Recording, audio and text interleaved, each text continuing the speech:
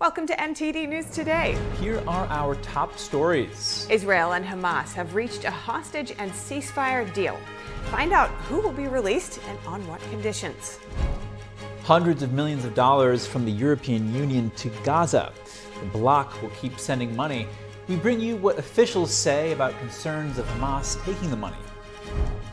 A diversity, equity, and inclusion glossary is leaked from the National Security Administration. What's in the glossary, and what are Republican critics saying? A judge rules that undated mail-in ballots in Pennsylvania must be counted if they are received in time. The decision comes amid concerns of voter disenfranchisement and voter fraud. A trailer abandoned in Mexico had over 200 migrants locked inside. Dozens were children. What we know from local authorities. A deadly landslide in Alaska left 3 people dead. 2 are still missing and dozens displaced. We had the latest on that incident.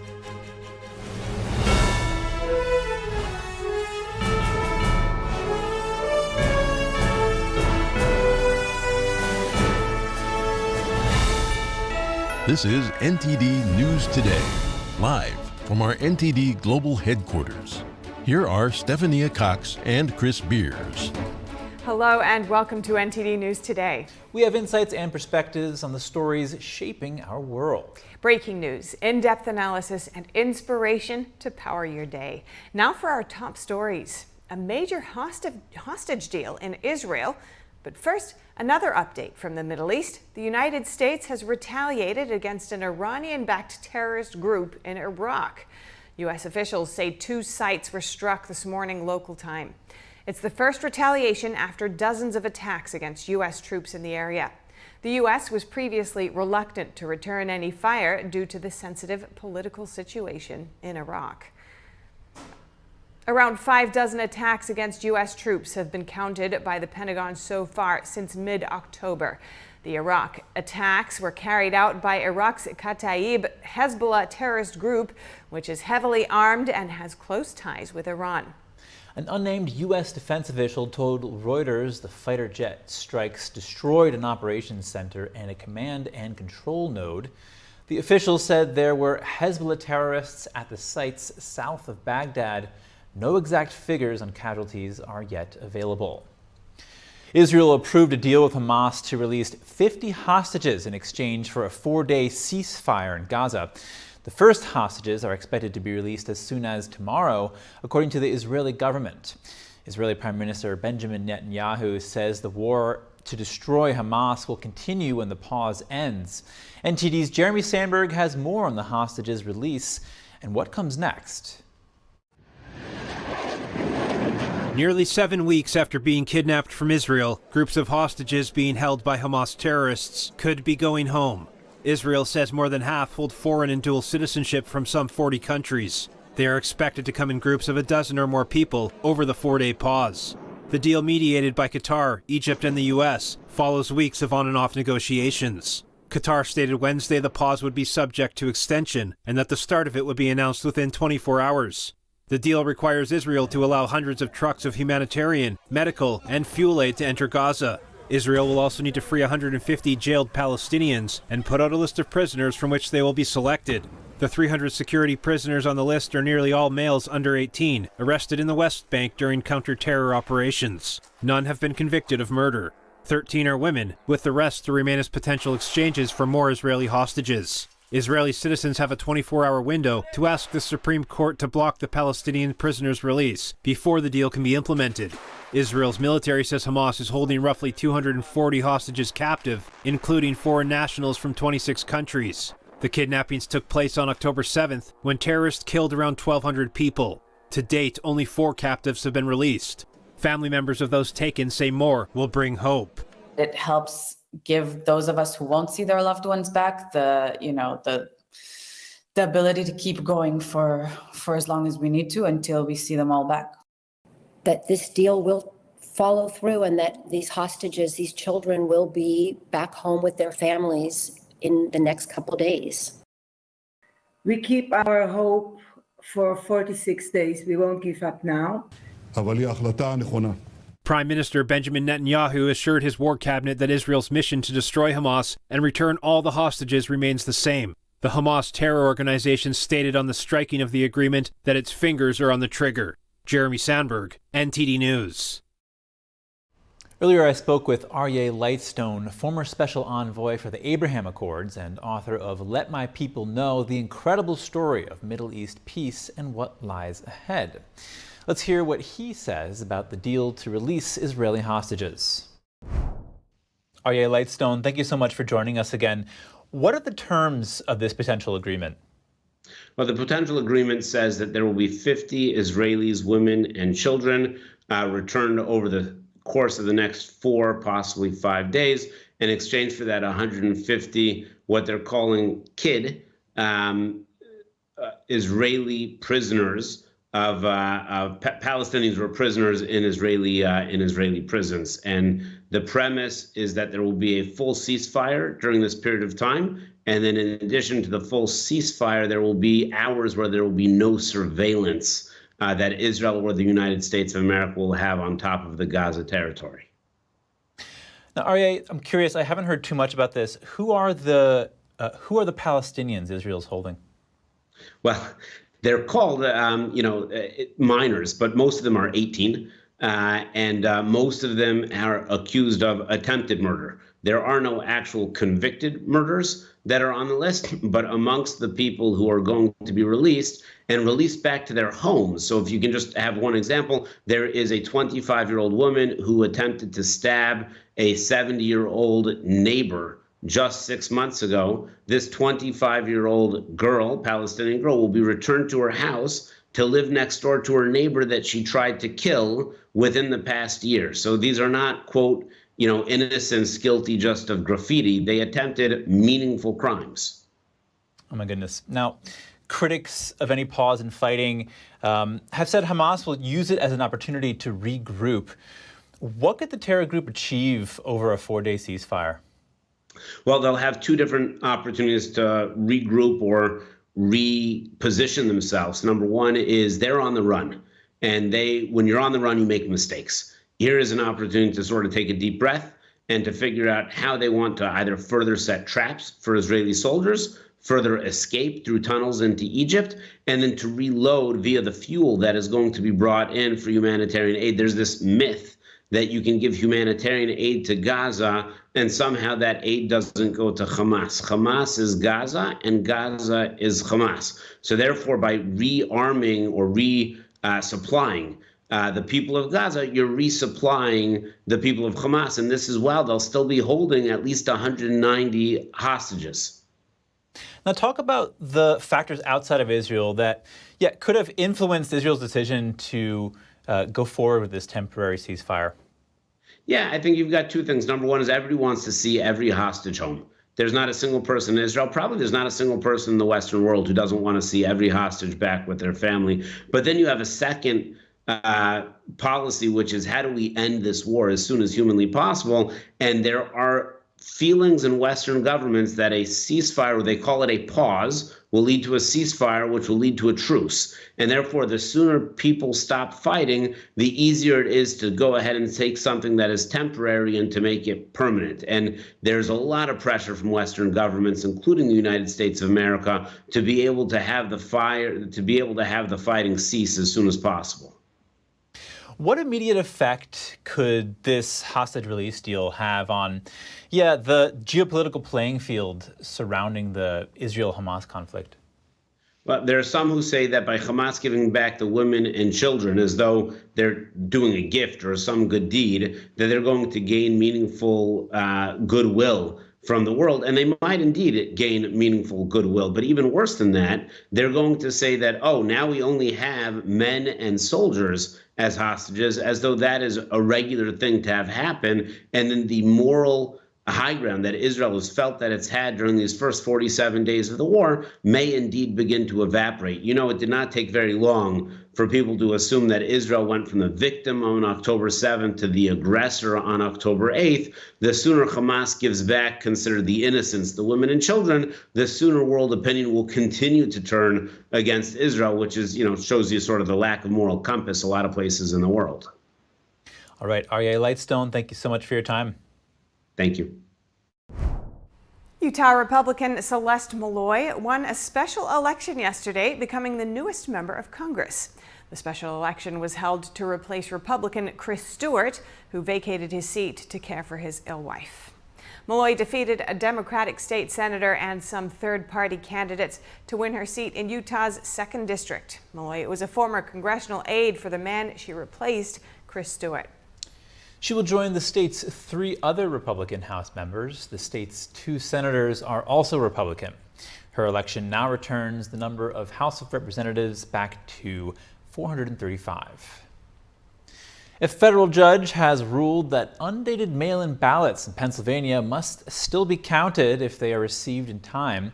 County boards of election are now prohibited from rejecting mail ballots that lack accurate handwritten dates. The judge said the date is irrelevant when determining if the ballot was legitimate and received on time. However, Pennsylvania state law requires it. The GOP has repeatedly fought in court to get such ballots thrown out. Republicans say mail-in voting is ripe for fraud. The American Civil Liberties Union argued that refusing to count such ballots disenfranchises voters and violates provisions of the Civil Rights Act of 1964.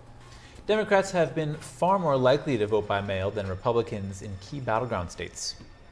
And a big win for Iowa for Florida Governor Ron DeSantis. Big win in Iowa for Florida Governor Ron DeSantis. The presidential hopeful is being endorsed by an influential religious group called Family Leader.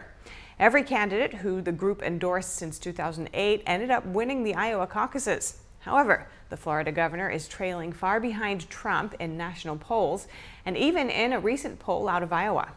Even so, Family Leader was never expected to endorse Trump. That's because the organization's CEO and Trump haven't been getting along for years now.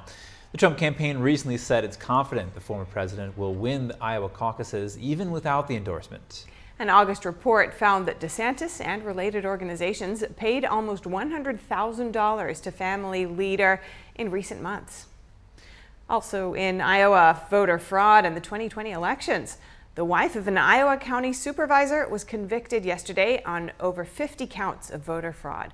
That was in her husband's unsuccessful Congress bid in 2020. Kim Taylor, a Vietnam native, approached numerous voters of Vietnamese heritage who don't understand English very well. She then filled out and signed election forms and ballots on behalf of them and their English-speaking children. Taylor remains free pending sentencing. She faces up to 5 years in prison on each charge. Retiring after 3 decades in Congress, California Congresswoman Anna Eshoo is stepping down. The Silicon Valley Democrat announced she's not seeking re-election next year. Eshoo's retirement will likely kick off a fierce race for her seat. The district encompasses Silicon Valley as well as parts of San Jose and San Mateo County. It's a safe Democrat seat. Eshoo joins more than a dozen House Democrats who are either retiring or running for a different office next year. Almost half of them, 6, are from California. House Democratic leader Hakeem Jeffries saluted Eshoo's years of public service. Coming up, yet another university faces hate speech allegations, and reports of a terror alert raise fears of a possible attack in New York. Maryland's handgun licensing law struck down by a federal appeals court. What the ruling says about the state's special requirement for gun purchase. Thanksgiving is tomorrow. We have some interesting tips for your turkey dinner. More in just a moment here on NTD News Today.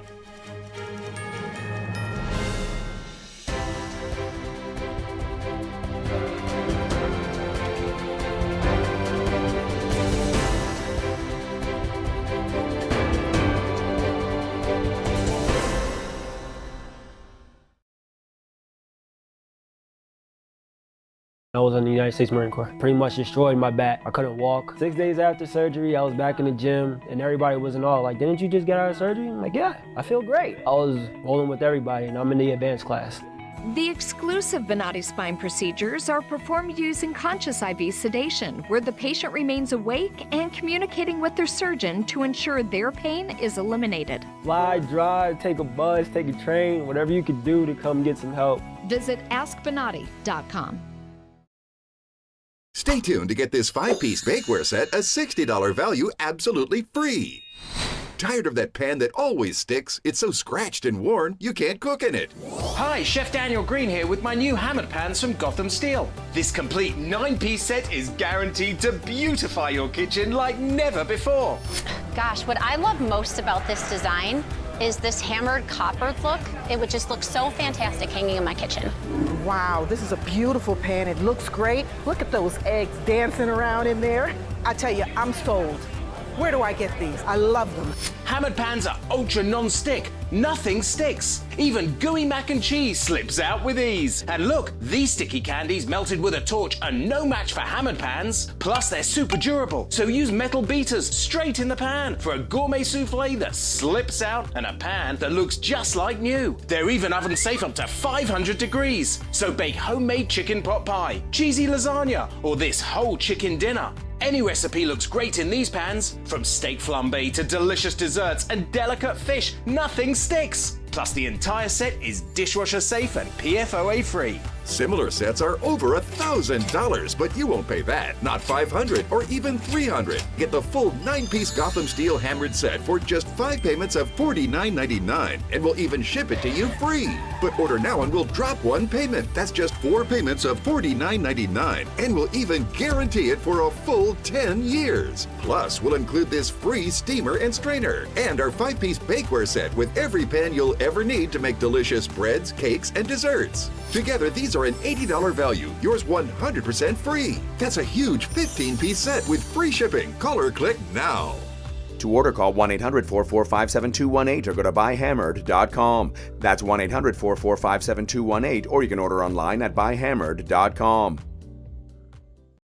Can't believe you're doing this alone. I've done it before. I remember. You threw your back out. How you holding up? Hand me that board. Nothing wrong with getting help. I'm good.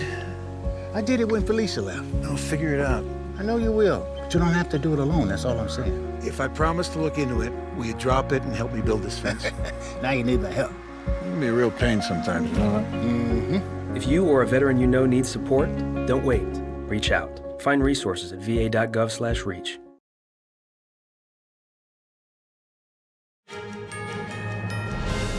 Universities under investigation for hate.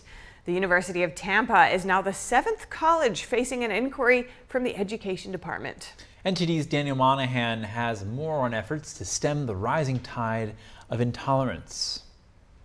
The University of Tampa and Hillsborough County schools are being investigated for alleged incidents of discrimination. The investigations, announced Tuesday, were launched by the Education Department's Office for Civil Rights. The Civil Rights Act obliges schools to provide all students with an environment free from discrimination. The list of such investigations is growing in the wake of the Israel-Hamas war. The department also announced a second investigation into New York's Columbia University. Last week, the department launched investigations into 6 colleges, including Columbia, Cornell University, and the University of Pennsylvania, over alleged incidents of anti-Semitism and Islamophobia. The agency says it is now conducting an unprecedented number of such hate investigations, and adds that it doesn't have the investigative staff to match the influx of cases. The department's Office for Civil Rights has now opened a total of 27 Title VI investigations this year. 15 similar investigations were opened last year, and just 2 were opened in 2021. The University of Tampa said the investigation stems from an incident that occurred in September before the October 7th Hamas terror attack on Israel. CBS News reported it received a terrorist threat security alert. The bulletin says violent extremist threat actors will seek to carry out attacks in the West as a response to escalating civilian deaths in Gaza. New York was specifically mentioned as a likely focus. Protests and other public events listed as possible targets. In a Thanksgiving message, New York Governor Kathy Hochul encouraged parents to use the holidays to start meaningful conversations. and take on what she called the destructive impacts of hate and explain the importance of tolerance. Don't just be a bystander, be an upstander, and talk about engaging each other in a respectful, tolerant way. Hochul says there has been a 400% increase in online anti-Semitic and Islamophobic threats. And make no mistake, we've not stood idly by. My number one priority has been and will continue to be protecting the safety of our residents.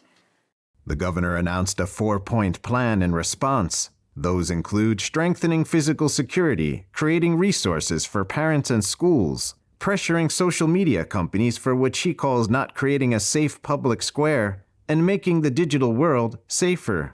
Critics fear that what Hochul calls making the digital world safer could result in curtailing free speech in the name of political correctness. Daniel Monahan, NTD News. And amid rising tensions on college campuses, a speech by Newsweek's senior editor-at-large, Josh Hammer, was interrupted by protesters. We spoke with him earlier about this event and the broader climate on college campuses now. Josh, welcome to our show. Thanks so much for joining us. We're seeing more and more instances of intimidation and intensifying protests at college campuses across the U.S., including at a speech that you recently gave at Michigan University. Briefly, could you describe what happened for us?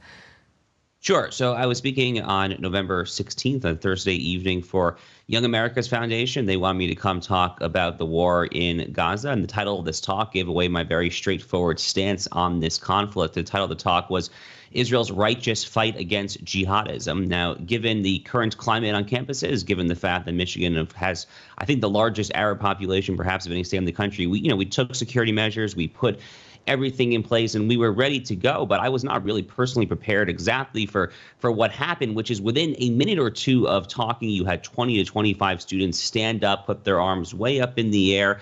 And at this point, I was like, okay, are they just going to try to kind of distract me? But then they started audibly coughing every time I opened my mouth to speak, and they were clearly trying to drown out the words. Then the coughing turned into all the usual chants, remember their names, free Palestine. And the whole thing took 30 to 35 minutes to restore order. The university administrators, the police did very little, if anything. They ultimately just walked out on their own accord. So I feel that my First Amendment right to free speech was unfortunately violated last Thursday. And Josh, in your estimation, do you think that this conflict on college campuses has intensified or changed in any way in nature since October 7th? I think it's gotten worse. I mean, if you look at kind of all the issues that are riling up college campuses these days, this is clearly at the top of the heap.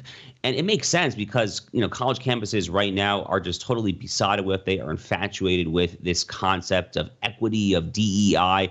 And DEI, as Barry Weiss explained in a very powerful recent essay for Tampa magazine, DEI is inherently and structurally at its very core. It is anti-Western, it is anti-white, anti-Christian, and yes, very much anti-Jewish and anti-Israel. The entire core of DEI is kind of this notion of groups of oppression where you have oppressed and oppressors.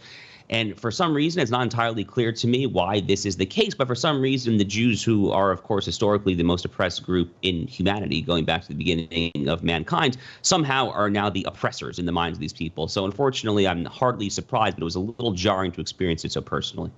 Now, Israeli actress Noa Tishby testified before Congress last Wednesday, calling on the FBI to instigate a probe into the funding behind pro-Palestinian groups on college campuses. She said that these groups on American college campuses are effectively brainwashing and grooming students into aligning with terrorist sympathizers amid the Israel-Hamas war. There's plenty of evidence of foreign interference peddling on American college campuses, such as with Confucius Institutes we know of. Are there any indications that you're aware of what would indicate foreign funding of these pro-Palestine groups? Sure. So, I mean, if you look at just the countries disproportionately that have contributed the most to American higher education institutions over the past 20, 22 years since 9/11, the number one country that has given the most to American higher ed is Qatar. Qatar is a tiny country, but it is extravagantly wealthy, one of the wealthiest countries in the world in GDP per capita.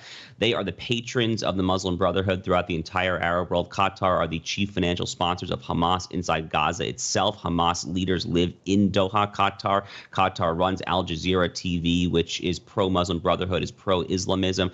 More generally speaking, if you look at many of the leading kind of student jihadist organizations on campus, organizations like SJP, Students for Justice in Palestine, MSA, Muslim Students Association. Many of these organizations are closely connected to CARE, the Council on American Islamic Relations, which is, it's important to remind, was initially founded 30 years ago or so as a Hamas front group in the United States. We have the federal documents to prove this. CARE has actually been named as a terrorist organization by our Arab allies in the UAE, the United Arab Emirates. The Saudis are no fans of CARE. All these dots ultimately do connect.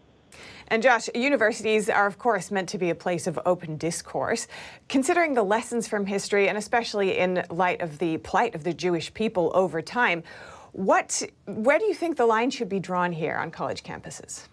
Look, you have a right to freely protest any event that you want to. I've been protested many times before on college and law school campuses, but those protests that I've previously experienced typically take the form of people, standing in the back, holding signs, calling me all the usual names, racist, sexist, bigot, homophobe, all these names that the left has made essentially meaningless at this point. But you do not have a First Amendment right to a heckler's veto. You do not have the right to shout someone down, to drown out words. That is not in accordance with any university code of conduct that I am aware of. In many jurisdictions, it is actually outright illegal. And what I am calling for is for the University of Michigan to take some scalps here. Some of these students have to be punished, suspended, if not outright expelled. And for those who are here on visas who are not even U.S. citizens, this conduct is frankly patently un-American, and they should be promptly deported, the foreign students who are here engaging in this subversive un-American activity.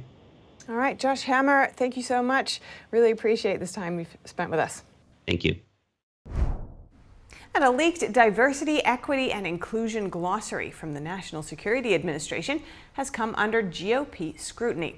The NSA says the glossary is intended to, quote, provide a starting point for engaging in open and honest conversation. Terms published in the document include critical race theory, drag queen, and gender fluid. The Daily Wire first published and reported on the 34-page document November 15th. The glossary also lists terms such as white fragility and white privilege. Other terms listed include transmisogyny and transphobia. The document contains more than 300 definitions in total. Republicans have also criticized the Pentagon for pushing what they call a woke agenda. They say prioritizing DEI over military readiness and national security threatens the U.S.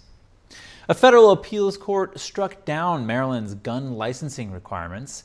The state's Firearms Safety Act of 2013 imposes rigorous standards before a license could be granted, including a background check and a wait period of up to 30 days.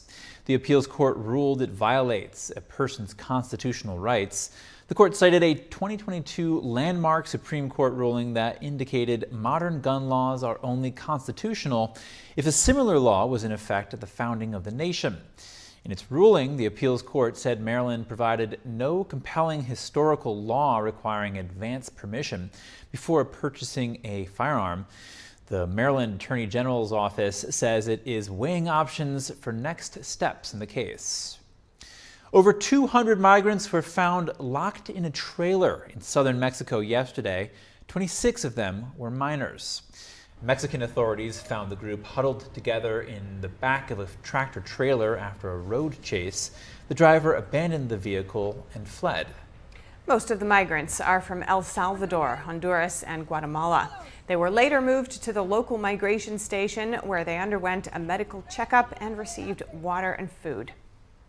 A massive landslide killed 3 people in Wrangell, Alaska. 1 woman was rescued. 2 are still missing. The state's governor has issued a disaster declaration. The landslide was reported Monday evening and is estimated to be 450 feet wide. According to the Alaska Department of Transportation, 3 homes were in the path of the landslide. Officials also said about 20 to 30 people are displaced. Wrangell is located roughly 200 miles southeast of Juneau. American Airlines is reviewing a viral video showing airline workers mishandling a passenger's wheelchair. Haley Dirtle shot this video of baggage handlers at Miami International Airport on Sunday while waiting for her flight to Seattle. Dirtle says she was looking out of the window during a long layover and saw workers bringing out a wheelchair. She said the baggage handler placed the wheelchair onto a ramp where it crashed onto the tarmac. Dirtle said she saw the workers laughing after the incident. A spokesperson for Americans said the video is disturbing and the company is gathering more information. The spokesperson added the airline will work to improve its training for its employees who handle wheelchairs and other mobility devices. The Transportation Department also is investigating the incident. Willcox Ice Cream is recalling multiple products because of potential listeria contamination. The Vermont-based ice cream company says the bacteria was detected in a batch of mint chip. The voluntary recall includes several flavors of ice cream bars, and yogurt, as well as Leonard's brand of gelato. The products were sold in Vermont, New Hampshire, Massachusetts, and New York. No illnesses have been reported. Listeria can cause fever, headaches, stiffness, nausea, abdominal pain, and diarrhea. It is often short-lived, but can be a serious medical condition for children, seniors, and those with weakened immune systems. With Thanksgiving almost here, we wanted to find out whether turkey prices are increasing or holding steady. NTD Business host Don Moss speaks to a business owner about how he's doing. And now joining us is Robbie Schultz, owner of Bear Creek Smokehouse. So, Robbie, I wanted to ask you, Thanksgiving and then Christmas right around the corner. How are your turkeys selling right now? Wow, they are selling like hotcakes on a cold morning, winter morning. They are going really fast right now. You know, our smoked turkeys are fully cooked and ready to eat, Don. So that's what makes them so desirable this time of year. People are looking for easy, right? Spend less time in the kitchen and more time with the family, and our smoked turkeys fit that bill. And what about prices? Have they gone up this year compared to last year or previous years? No, we're proud to say that we are holding the same price that we had last year on our smoked turkeys. I see. Wow, that's good. And how are you able to do that? Well, I'll tell you, you know, we've just watched our cost and what have you. And turkeys last year were a little more scarce than they were this year. I don't know if you remember the scarcity of turkeys last year, but there was a turkey shortage. And I think that's what kind of drove the price up last year. And anyway, so we were able to maintain our price, the same price as last year. Yeah, tell us more about your turkeys. How do you prepare them? Well, you know, it's about a 5-day process. My granddad we used to raise all of our own turkeys and take them from baby turkeys all the way to the Thanksgiving table. Now we just buy in truckloads of frozen turkeys. We get them in, we thaw them out, we do the Bear Creek magic to them. We let them sit in a brine for a couple of days, and then they're netted up. They go into a smokehouse where they're smoked and cooked completely. They turn out just a beautiful pecan brown finish and completely done on the inside. And I wonder if you could give us some tips as well in terms of savings for Thanksgiving dinner. Some savings? Yeah, savings tips, you know. Yeah. So if you use our smoked turkey, you're going to be saving a lot of time in the kitchen. That's a joke. You're talking about monetary savings. Yeah, of course. You know, I would be sure and shop ahead of time and go to the grocery store ahead of time. Try to buy things, you know, in bulk that you can. You know, canned green beans are very inexpensive, and they're one of our big hits. And maybe just one more question. What are some of your favorite recipes for turkeys for Thanksgiving dinner? Well, you know, the way I like them the best, Don, is just to actually, you're going to think I'm crazy, but this is what we recommend. Take our turkey when you get ready to go right before Thanksgiving dinner. Put it in the dishwasher leave it in the wrapper and run it through a regular cycle.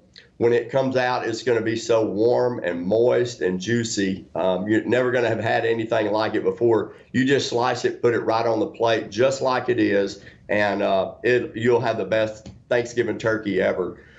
Wow, sounds great. And I really like that dishwasher tip with the Thanksgiving turkey. I haven't heard that one before. All right, thank you so much. Yeah. Well, thank you so much for your tips today, Robbie. You betcha. Thank you, Don. Coming up, will Ukraine become part of the European Union? We bring you what the Council's president said while in Kyiv. Important elections in the Netherlands. The longest-serving prime minister is stepping down. It's not clear who will come next. Options range from social democratic to conservative. That and more when we return. The highest art is beautiful, breathtaking, timeless, and moving. Experience art with 5,000 years of history, inspired by the divine. Experience Shin-Yun.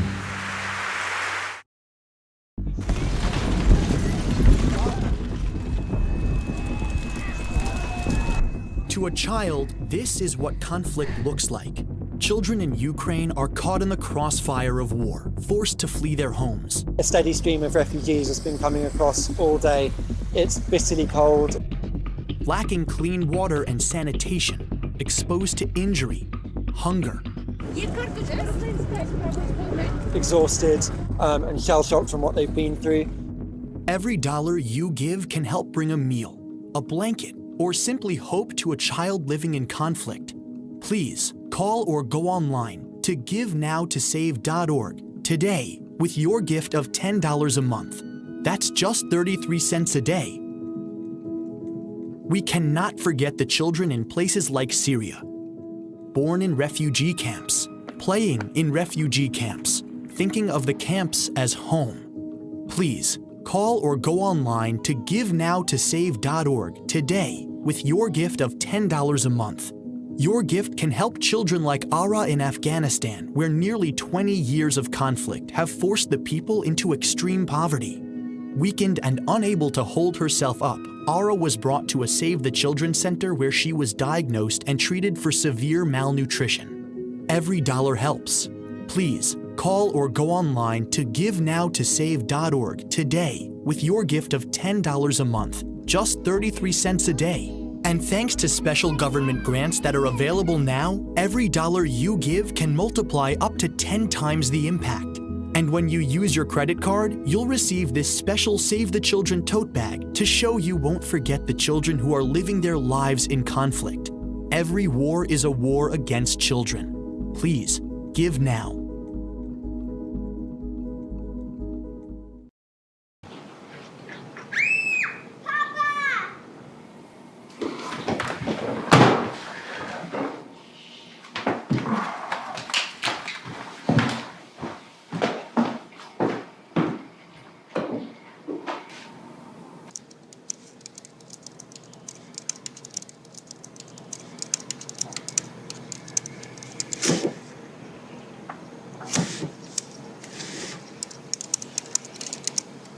Coming up on our next installment of America's Hope, we'll focus on the secrets of answered prayers with John Tesh, and we'll introduce you to an aspiring Broadway producer, Kevin Davis, and we'll talk to the producer, Alan Powell, about The Journey to Bethlehem, the new movie that you've got to see. Don't miss this next installment of America's Hope. I'm Steve Lance in Washington, D.C., and we are NTD News.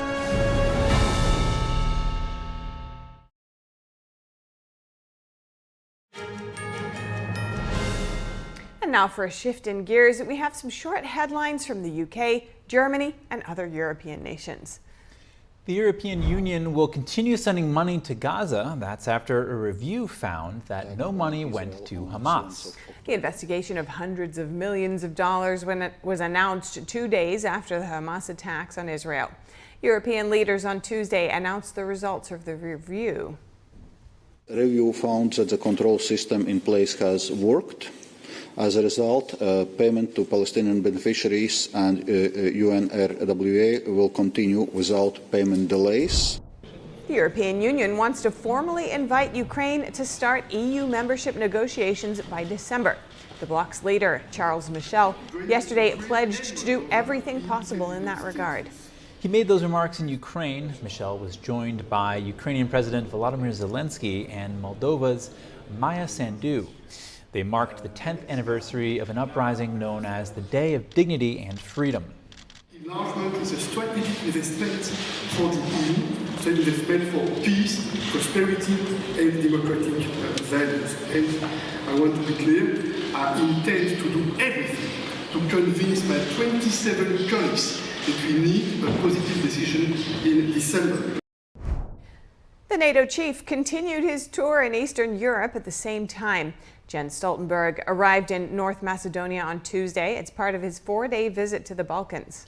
The trip's main objective is to investigate and deter Russian influence in the region, if necessary, with the use of military force. We have military presence in this region with KFOR, with headquarters in Sarajevo and actually also an office in Belgrade. And we are ready to quickly reinforce and to do what is necessary to defend and protect every ally against any threat. Britain's finance minister is expected to deliver cuts for businesses and possibly some voters. That's as he tries to speed up Britain's sluggish economy and help his struggling party before an election expected next year. Minister Jeremy Hunt left 11 Downing Street today to deliver the annual autumn statement budget update speech to Parliament. Hunt is expected to announce ways to boost business investment by $25 billion a year over the next decade, also to cut taxes and get more people into the workforce. Spain has 9 new ministers. They arrived at Moncloa's palace today to attend their first cabinet meeting after the consolidation of the new government. Spain's Prime Minister Pedro Sanchez added the new ministers to the 22-strong cabinet. Sanchez won a vote in Parliament to clinch another term last week. And lastly, the Dutch are voting in their general elections today. It's expected to be a close race. Polls show at least 3 candidates could hope for the top spot. One of those is the head of a right-leaning conservative party. Another is a self-described social democrat and former climate czar of the European Union. But in any case, it'll likely be the start of a new era. That's as the current prime minister will be replaced after 13 full years in power. The first results are expected to be published tonight. Faced with the constant threat of Russian airstrikes, an eastern Ukrainian city has begun building heavily fortified underground schools. These facilities will allow children to safely return to in-person studies. Take a look. Ukraine's Kharkiv region has started building underground schools. The heavily fortified structures will allow children to return to in-person learning, while the region faces the constant threat of Russian airstrikes. Schools in the eastern region, which borders Russia, had to resort to online learning after the February 2022 invasion. Kharkiv is frequently targeted by Russian missiles, drones and artillery. The chief district architect, Anton Korotovsky, said 2 schools are currently under construction. The structures could withstand direct hits from S-300 missiles. They are designed to accommodate up to 500 people each.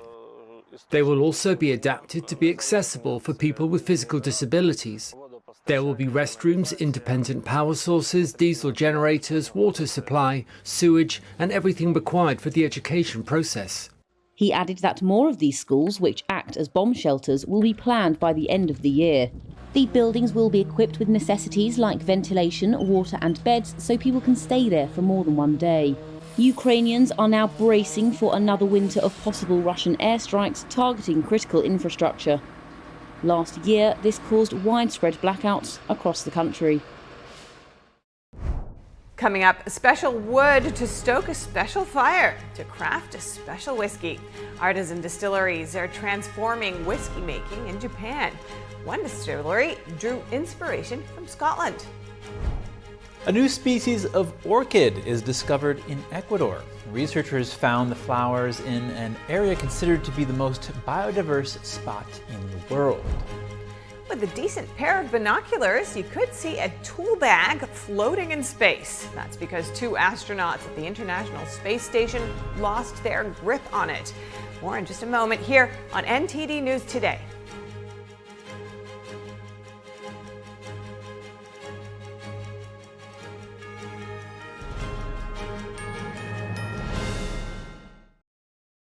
First time I came in here was Monday, and today is Thursday. I've had 2 surgeries and am doing fantastic. I'm still in shock that I can walk.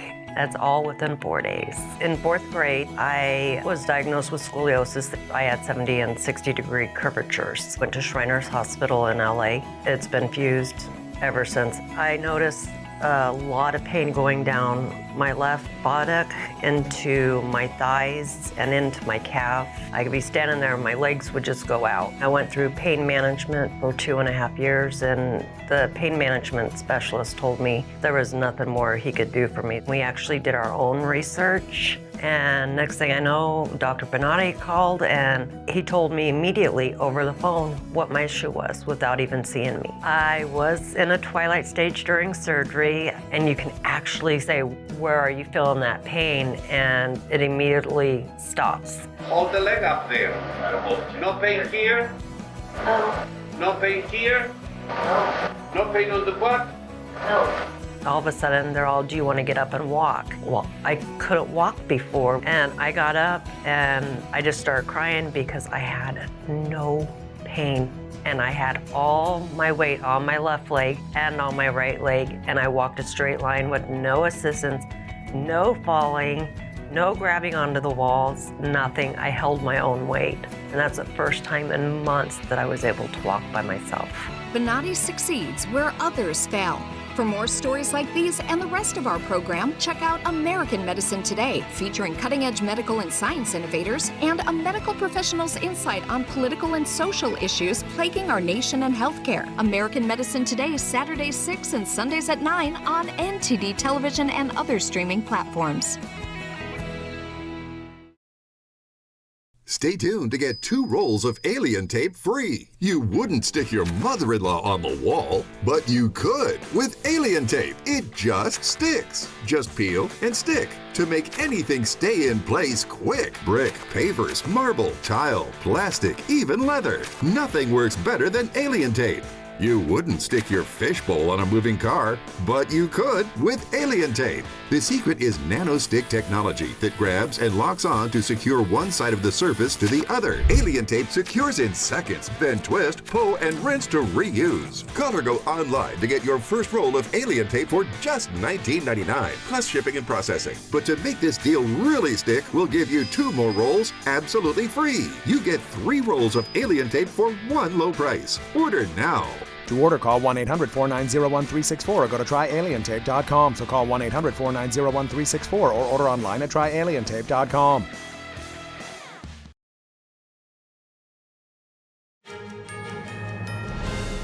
Welcome back. This year is the 100-year anniversary of Japan's most popular whiskey-making brand.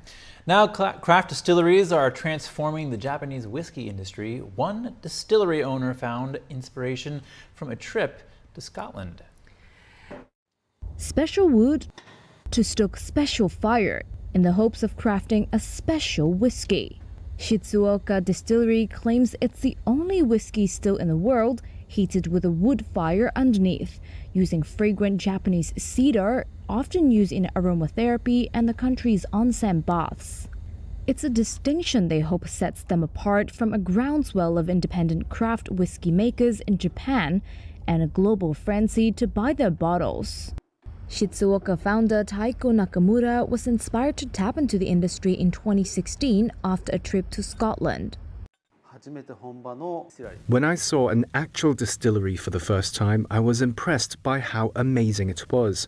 I could see that this small distillery in the mountainous countryside was selling whiskey globally, and I thought that I would also like to make my own whiskey and sell it around the world. It wasn't always like this. 2023 marks a century since today's leading distillery, Yamazaki, was opened by Japan beverage giant Suntory. It had long been seen as an inferior copy of Scotch. Then in the 2000s, Japanese labels began to sweep whiskey awards, and the scramble to snap up bottles eventually drank the supply of Japanese whiskey dry around 2015. That shortage has sent prices skyrocketing.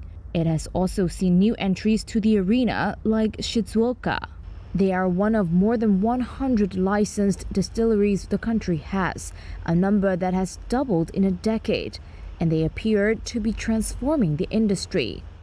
On a recent night in Tokyo, Bar Shinkai had a wide range of brands on the shelf. Hiroyuki Shinkai, who runs 3 of the bar's locations, says nowadays he sees people looking beyond the big players. Everyone knows the major whiskey brands like Suntory and Nikka, and of course there are a lot of customers drinking them. But we're making a big effort to offer a large selection of whiskeys from craft distilleries, like Chichibu, Akeshi, Shizuoka, Kanosuke, and others, those that started around 2016. Meanwhile, Suntory has poured $67 million into upgrading its distilleries, including its Yamazaki site. Chief blender Shinji Fukuyo told Reuters he welcomes the new breed of Japanese distillers, and that Suntory is willing to give advice to the startups, quote, as long as it contributes to maintaining and improving the quality of Japanese whiskey as a whole. A sports competition that raises awareness on environmental protection. Tokyo is hosting its first trash-picking World Cup. Participants from 21 countries, including Japan, the US, the UK, and Australia, gathered in the Japanese capital today to compete. Whichever team picks up the most trash within 90 minutes becomes the world champion. Each team was made up of 3 players who were awarded points based on the amount and type of trash they picked up over 2 sessions at a designated area. Running was off limits, and collecting trash from private properties also wasn't allowed. Players were then given 20 minutes to sort the trash correctly into different categories: burnable waste, recyclable plastic bottles, metal cans, cigarette butts, and others. The Nippon Foundation, which organized the event, said they wanted to raise awareness on plastic waste flowing into the ocean. Team UK won this year. We've taken so much away about how much we need to clean up our oceans and reduce litter. So for us, it's been a really good experience. We did really good. We stayed together. We just tried to really focus. Sometimes it was really hard because there wasn't really that much trash, but that's when we had to look a little bit deeper, like in the bushes, or just really focus on the cigarette butts on the floor. It's a great opportunity to come to Japan to learn about the culture, but also in a wider spectrum. It's really important for us to all take responsibility to look after our planet. Researchers in Ecuador say they've discovered a new species of orchid. The discovery was made in the northwestern tropical Andes, an area considered to be the most biodiverse spot in the world. NTD's Andrew Thomas stops to smell the flowers. Ecuador is home to over 4,000 native orchid species. Now, researchers from the Eco-Minga Foundation say they've discovered a new native specimen. In 2020, we're exploring in the upper part of the Manduriacu River Basin. That is where we recorded this species, and for practically about 3-4 years, we have been exploring the entire northwestern part of Ecuador, making inventories of orchid studies, and at the moment, we only know of one locally for that species. The species has velvety, symmetrical petals. It's called Lepanthus Inés Manzanoi. It was named after Inés Manzano, a prominent Ecuadorian environmentalist and lawyer. The Eco-Minga Foundation presented its findings to the Ecuadorian National Biodiversity Institute. We have data from research that was carried out some years ago. where 30% of the flora registered as endemic to Ecuador are orchids. We are talking more or less out of the 18,000 species that we have, 30% are endemic only in Ecuador, and those 30% are orchids. The Eco Minga Foundation continues to work to protect biodiversity, especially endangered species. Andrew Thomas, NTD News. Houston, we have a problem. Fortunately, it's not that serious. 2 astronauts accidentally let go of a tool bag while conducting repairs at the International Space Station. Astronomers say the lost item can be seen with a decent pair of binoculars. NASA says flight controllers later spotted the tool bag using external station cameras. Days later, it was spotted by a Japanese astronaut as he flew over Mount Fuji. Now stargazers on Earth are tracking the tool bag as well. This isn't the only item to unexpectedly enter orbit. In 2008, another astronaut also lost a tool bag. In 1965, NASA astronaut Ed White lost a spare glove while becoming the first American to perform a spacewalk. In the process of doing that cleaning is when the bag came loose and floated away, and that was definitely very disheartening to see that float away. There was a split second when I did see it floating away, and I started to judge how far away it was and thinking, well, can I reach and get it? And then I thought, no, that would probably just make things worse, and the best thing to do would be to just let it go. If you have any news tips or feedback for the show, please feel free to email us at news.today@ntd.com.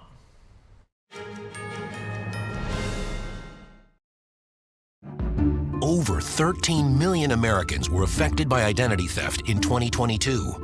And the threats go way beyond just credit card fraud. Today's identity thieves can open loans, transfer home titles, and even commit crimes in your name. Someone got my social security number, made a driver's license, and was used for criminal activity. Your information is exposed through online shopping, banking, even corporate data breaches. No wonder there's a new victim of identity theft every 3 seconds. Only LifeLock alerts you to the widest volume of threats all in one place. I clicked, "That's not me," and LifeLock took it from there. If you become a victim, a dedicated US-based restoration specialist will work to fix the issue. All LifeLock members are backed by the LifeLock $1 Million Protection Package, including reimbursement for stolen funds. I will be with LifeLock forever. Enrollment takes just minutes. Call now or go online and use promo code GET25 to save 25% on your first year. Enroll now. Hi, I'm Susan Lucci. I never thought about heart disease until I had my own heart event. I received 2 stents in my arteries, stents developed through research funded by the American Heart Association. Those stents saved my life. I have met so many survivors. Each of them tells a story that can be so helpful to women out there. Everything was pretty good. It was a very happy life. I was given the diagnosis that I had peripartum cardiomyopathy, which is basically a pregnancy-induced heart failure. They told me my only chance was a heart transplant. And the American Heart Association helped make that possible. Their research helped save me. I think everyone should support the American Heart Association. Call now or go to helpheart.org. For only $19 a month, just 63 cents a day, you can help fund the next medical breakthrough. Get the next person trained in CPR, the next hospital certified in high-quality cardiovascular care. You can be part of that very important work that the American Heart Association is doing to save lives everywhere. Give $19 a month with your credit card, and we'll send you this special t-shirt that you can wear to show that you are helping save lives. I'm grateful for just every day that I get with my children. I am very thankful for the American Heart Association.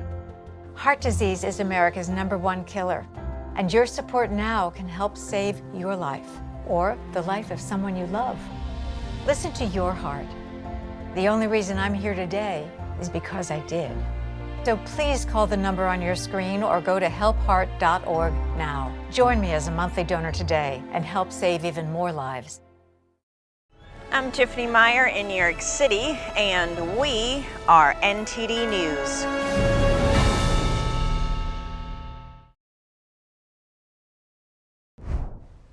Welcome to NTD News Today. Here are our top stories. Israel and Hamas reach a hostage and ceasefire deal set to begin Thursday morning. Find out who will be released and on what conditions. The National Security Administration Diversity, Equity, and Inclusion Glossary is leaked. Republican critics say the government should prioritize national security instead. Elon Musk's tech company Neuralink comes under congressional scrutiny. House Democrats ask the SEC to investigate whether he committed securities fraud. A trailer abandoned in Mexico had over 200 migrants locked inside. Dozens were children, what we know from local authorities. The Black Friday rush may be a thing of the past, with stores getting an early start on holiday holding sales to lure customers. What would this year's sales figures look like? A moose on the loose draws big fans online as it wanders south in Minnesota. A Facebook page tracking him now has more than 18,000 followers. What's he doing so far south?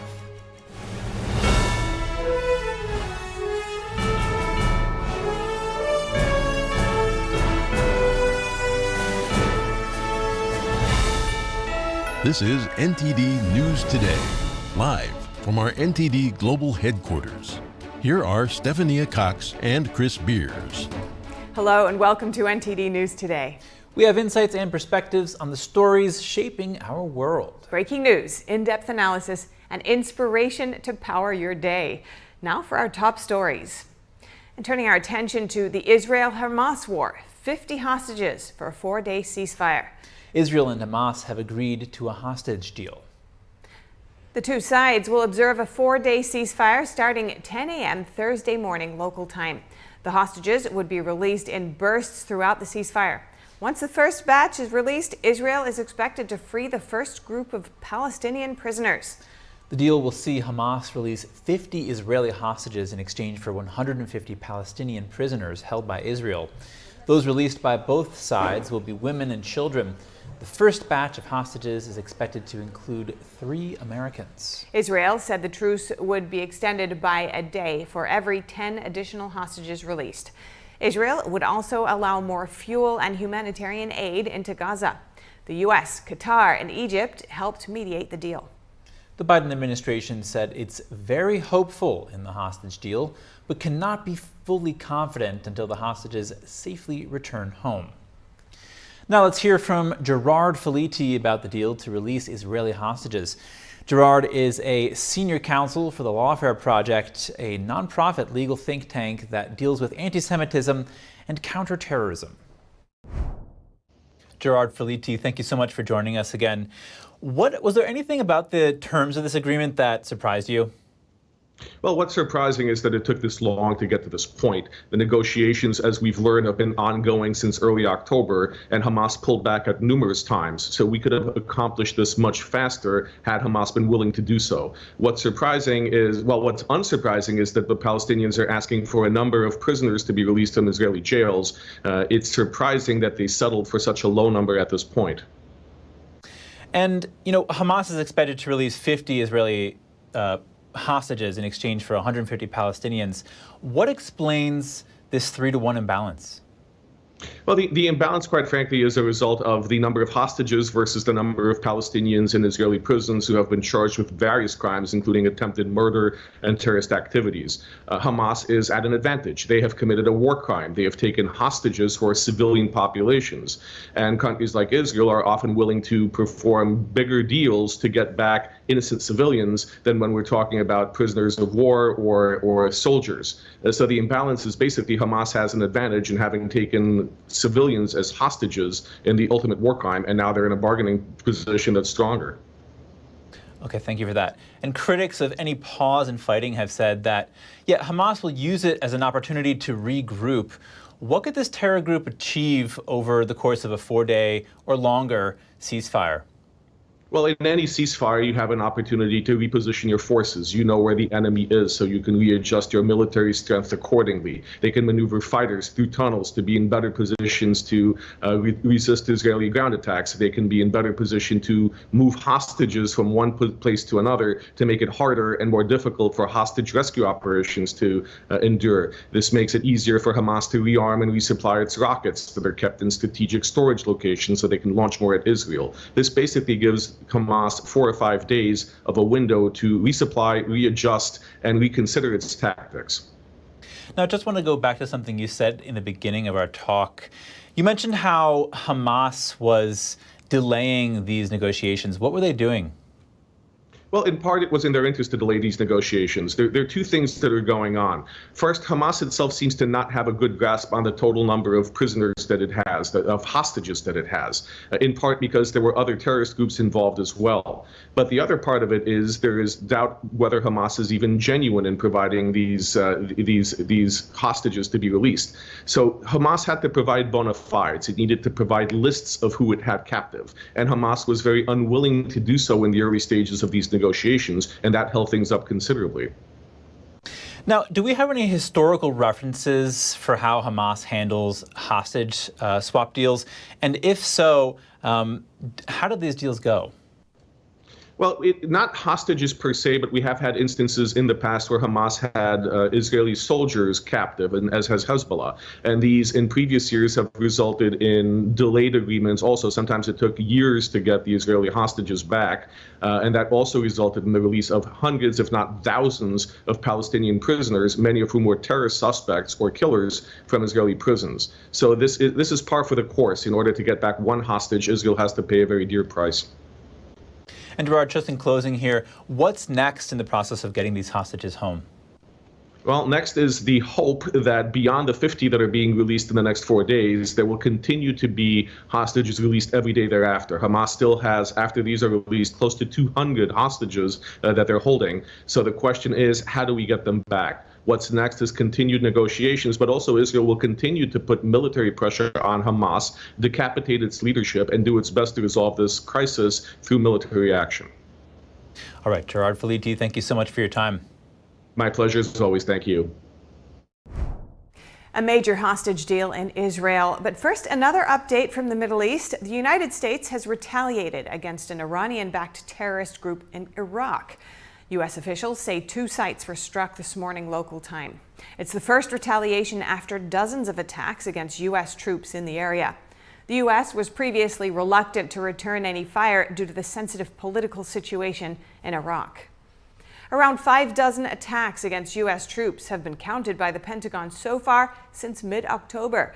The Iraq attacks were carried out by Iraq's Kataib Hezbollah terrorist group, which is heavily armed and has close ties with Iran. An unnamed U.S. defense official told Reuters the fighter jet strikes destroyed an operations center and a command and control node. The official said there were Hezbollah terrorists at the sites south of Baghdad. No exact figures on casualties are yet available. Utah Republican Celeste Malloy won a special election yesterday, becoming the newest member of Congress. The special election was held to replace Republican Chris Stewart, who vacated his seat to care for his ill wife. Maloy defeated a Democratic state senator and some third-party candidates to win her seat in Utah's 2nd District. Maloy was a former congressional aide for the man she replaced, Chris Stewart. She will join the state's 3 other Republican House members. The state's 2 senators are also Republican. Her election now returns the number of House representatives back to 435. A federal judge has ruled that undated mail-in ballots in Pennsylvania must still be counted if they are received in time. County boards of election are now prohibited from rejecting mail ballots that lack accurate handwritten dates. The judge said the date is irrelevant when determining if the ballot was legitimate and received in time. However, Pennsylvania state law requires it. The GOP has repeatedly fought in court to get such ballots thrown out. Republicans say mail-in voting is ripe for fraud. The American Civil Liberties Union argued that refusing to count such ballots disenfranchises voters and violates provisions of the Civil Rights Act of 1964. Democrats have been far more likely to vote by mail than Republicans in key battleground states. A big win in Iowa for Florida Governor Ron DeSantis. The presidential hopeful is being endorsed by an influential religious group called Family Leader. Every candidate who the group endorsed since 2008 ended up winning the Iowa caucuses. However, the Florida governor is trailing far behind Trump in national polls and even in a recent poll out of Iowa. Even so, Family Leader was never expected to endorse Trump. That's because the organization's CEO and Trump haven't been getting along for years now. The Trump campaign recently said it's confident the former president will win the Iowa caucuses, even without the endorsement. An August report found that DeSantis and related organizations paid almost $100,000 to Family Leader in recent months. Also in Iowa, voter fraud in the 2020 elections. The wife of an Iowa county supervisor was convicted yesterday on over 50 counts of voter fraud. That was in her husband's unsuccessful Congress bid in 2020. Kim Taylor, a Vietnam native, approached numerous voters of Vietnamese heritage who don't understand English very well. She then filled out and signed election forms and ballots on behalf of them and their English-speaking children. Taylor remains free pending sentencing. She faces up to 5 years in prison on each charge. Retiring after 3 decades in Congress, California Congresswoman Anna Eshoo is stepping down. The Silicon Valley Democrat announced she's not seeking re-election next year. Eshoo's retirement will likely kick off a fierce race for her seat. The district encompasses Silicon Valley as well as parts of San Jose and San Mateo County. It is a safe Democratic seat. Eshoo joins more than a dozen House Democrats who are either retiring or running for a different office next year. Almost half of them, 6, are from California. House Democratic leader Hakeem Jeffries saluted Eshoo's years of public service. A leaked diversity, equity, and inclusion glossary from the National Security Administration has come under GOP scrutiny. The NSA says the glossary is intended to, quote, provide a starting point for engaging in open and honest conversation. The terms published in the document include critical race theory, drag queen, and gender fluid. The Daily Wire first published and reported on the 34-page document on November 15th. The glossary also lists terms such as white fragility and white privilege. Other terms listed include transmisogyny and transphobia. The document contains more than 300 definitions in total. Republicans have also criticized the Pentagon for pushing what they call a woke agenda. They say prioritizing DEI over military readiness and national security threatens the U.S. Over 200 migrants were found locked in a trailer in southern Mexico yesterday. 26 of them were minors. Mexican authorities found the group huddled together in the back of a tractor trailer after a road chase. The driver abandoned the vehicle and fled. Most of the migrants are from El Salvador, Honduras, and Guatemala. They were later moved to the local migration station where they underwent a medical checkup and received water and food. The Army is asking unvaccinated soldiers to come back.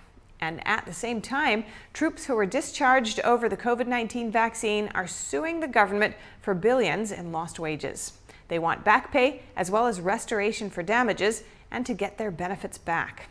Next, we'll hear from retired Lieutenant Colonel Darren Gobb about the Army's new invitation, what it could signify for U.S. military preparedness, and how to achieve that. Colonel, welcome to our show. Thank you so much for joining us. As an international military strategist with years of experience, especially in the U.S. military, what's your initial response to this new call out by the Army for unvaccinated former soldiers? Well, yeah, Stefania, and thanks for having me on. But my first impression was it kind of feels like someone's inviting people back to be back with their abusers. It's like, why would they go back after being kicked out of the Army or the military in general in this way, while they're also still punishing soldiers who are on active duty now for not being vaxxed in the first place. So it's inconsistent, and I would be surprised if more than maybe 1 or 2% actually took this invitation. Oh, interesting. So you feel that too many bridges have been burned for this to work or be effective? It seems so. I'm sure some will make their own decision to go back because they love to serve their country, or maybe there's a financial motive there of some sort. But it just seems that these folks have been punished enough already that they wouldn't go back to where they were punished in the first place, especially if they've started a new life outside. Right, and what do you think this signifies about this drive, signifies about the state of the military in terms of its recruitment needs? Yeah, it's definitely a signal that the recruiting is still in shortfall. All the services are not meeting the requirements, and even if they are, you often wonder what it's taking to get them to meet the levels of recruiting that they need to in order to achieve their mission. But right now, I would say that the middle America, the conservative part, the conservative families, and those who are really your war fighters are not interested in this leadership dynamic in this situation right now, and they're just going to watch for a while. And in terms of the U.S. military overall, where would you say we are at? Are we where we need to be in terms of preparedness, especially considering the Chinese Communist Party's, aggressiveness and its ambitions in military buildup, among other challenges around the world, of course? Well, we're never where we want to be. There's always room to improve, but I dare say that the Chinese would not want to mess with our military still today, despite the fact that our White House is so poorly led, our Department of Defense is so badly corrupted and ill-focused. But the individual warfighters, the smaller unit leaders, the battalion commanders, and maybe even brigade commanders at some time, there's quite a few of those who are ready to fight and win. But overall, our military readiness and preparedness is not where it needs to be right now, and it's not focused on the right things. And you mentioned that some of the soldiers who had stayed within the military may still be facing issues in terms of mandates, perhaps, or vaccines in particular. Do you think that given this dire need for recruits, the military may change its stance in future pandemics? Well, I would certainly hope so. I mean, let's start with making sure there's not an emergency use for something that's untested and has proven to be more dangerous than not getting vaccinated in the first place. That would be a great start. Really, what we need is a different administration that's actually focused on our military readiness and knows what's best for this country and doesn't seem to be sold out to other entities. So what do you think is the most effective way to increase the Army's numbers? Give them good leadership in the White House, in the Department of Defense. And frankly, right now, we need to have a house cleaning of many of the senior officer ranks across the military who have bowed down to this agenda. And we need to bring some of the retirees back who are truly America first and recruit from within the ranks those people who've proven their willingness to stand by their oath. And lastly, Colonel, any advice for the potential personnel who may be considering a return to the Army, as there isn't a guarantee of what may happen in the future in terms of similar mandates? Well, my advice would be to weigh it carefully. Know that this country is still worth defending and focus on that. And if that is your motivation and your goal, then that's a good one. But also know what's going on in the military in general and know that just because this is a temporary reassignment back into the military doesn't mean that the Department of Defense doesn't have a lot of things they need to fix and that they might not go right back to doing what they've done in the first place to kick people out. All right, Lieutenant Colonel Darren Gobb, thank you so much for your time. Thanks, Stephanie. Coming up, if you earn money on Etsy or Venmo, you won't have to deal with more complicated taxes just yet. For another year, the IRS postpones a rule change. Americans are traveling by the millions for the Thanksgiving holiday. Los Angeles International Airport is busy with crowds of passengers. More in just a moment here on NTD News Today.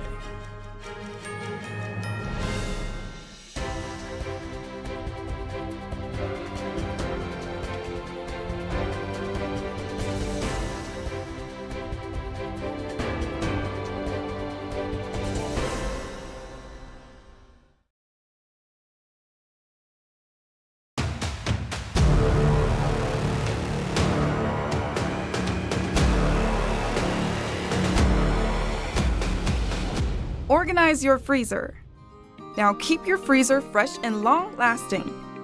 Smart Freezer Container. Thanks Soyun. The magic of the freezer. Make efficient use of freezer space. Keep the freezer cleaner and more tidy. Easy to store modular system. Resistant from -22 degrees to 212 degrees. For family safety, BPA-free and LDPE material. Different sizes for different applications, depending on the size and use. Use it smartly. Efficient space utilization for cold air circulation. Neatly organized with minimal empty space. Partitions and trays for more efficient storage. Smart freezer container.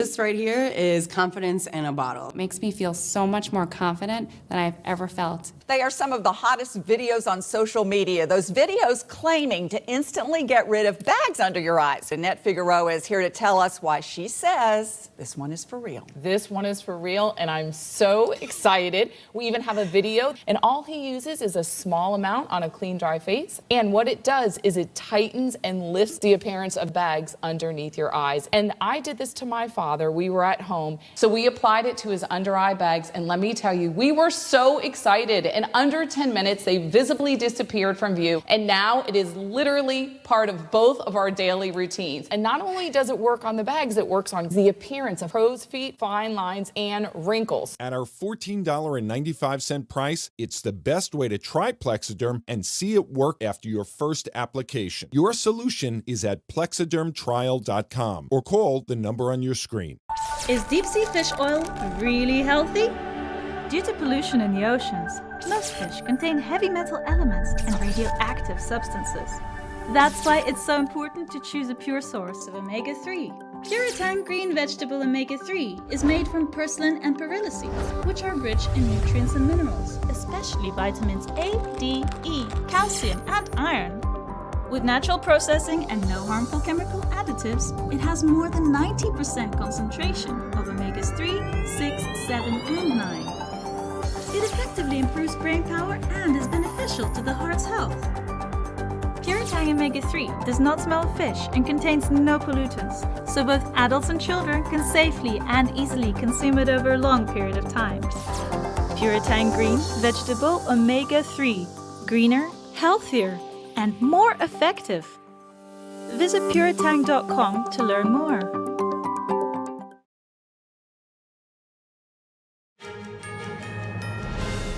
Welcome back. 4 U.S. lawmakers have asked the SEC to investigate whether Elon Musk committed securities fraud. The probe would examine the safety of a brain implant being developed by the billionaire's company Neuralink. The tech firm's handling of safety protocols has come under scrutiny. The criticism comes as the company prepares to test the brain implant in humans for the first time. Success would mark a critical milestone for the startup's ambitions to help patients overcome various neurological conditions. The 4 Democrats say test monkeys suffered debilitating health effects from the implants. Those effects included paralysis, seizures, and brain swelling.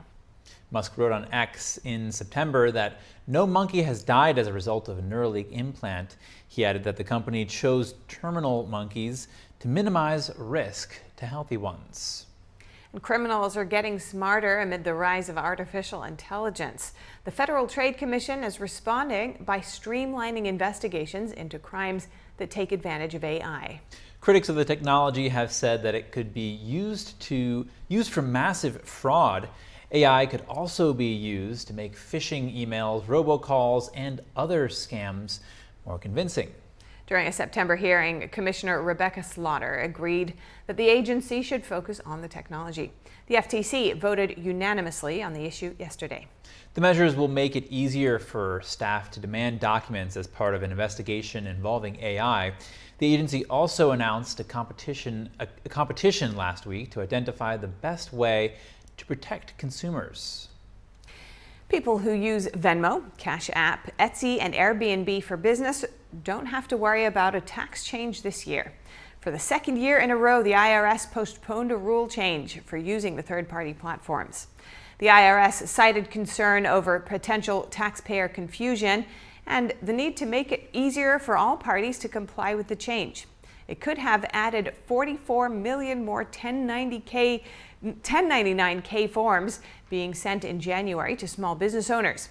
For this tax year, the reporting rule that has been in effect for years still applies.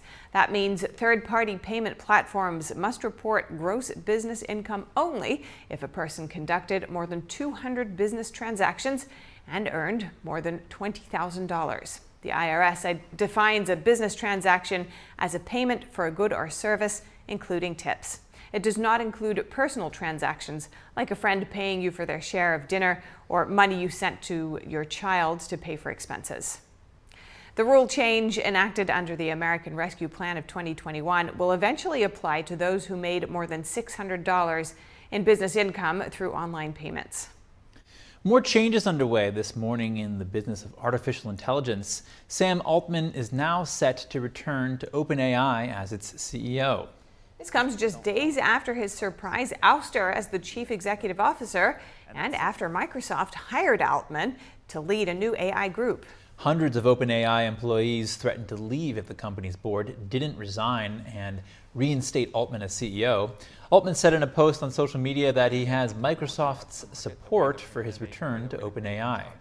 The CEO of the world's largest cryptocurrency exchange has pleaded guilty to money laundering violations. The founder of Binance, Changpeng Zhao, pleaded guilty yesterday to federal charges in a watershed moment for the crypto industry. Joining us now is NTD Business host Don Ma.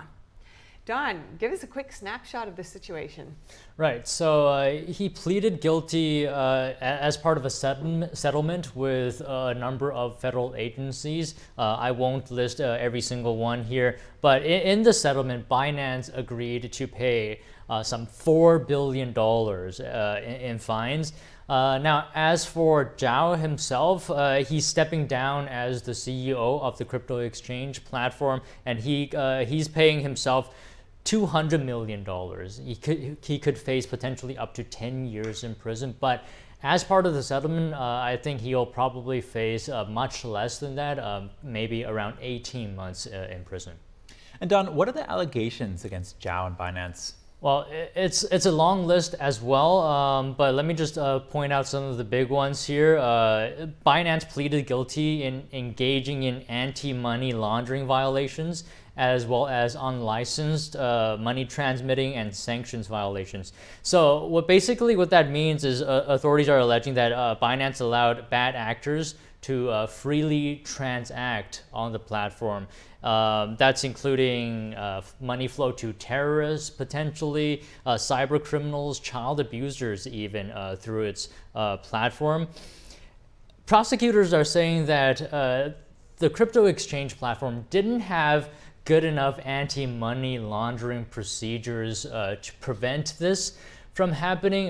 It is the largest crypto exchange platform in the world, as you guys mentioned earlier. And authorities are actually saying like these criminal actions is actually what led it to be one of the top dogs in the world. So what does all this mean for the crypto industry overall?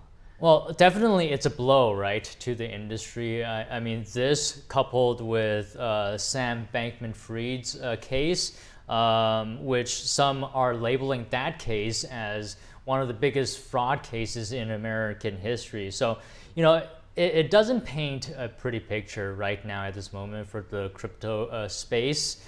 And authorities are actually saying, and they hope that this will send a clear message to bad actors on this platform going forward. What's been Zhao and Binance's reaction to this, Don?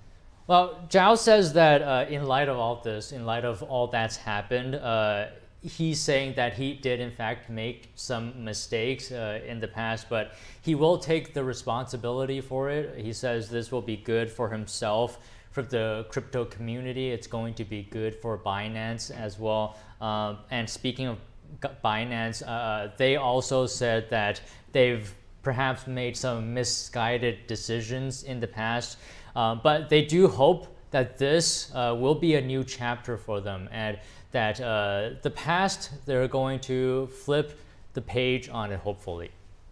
All right, thank you very much, Don. Thank you. After the holiday rush, it'll soon cost you more to send a package via the U.S. Postal Service.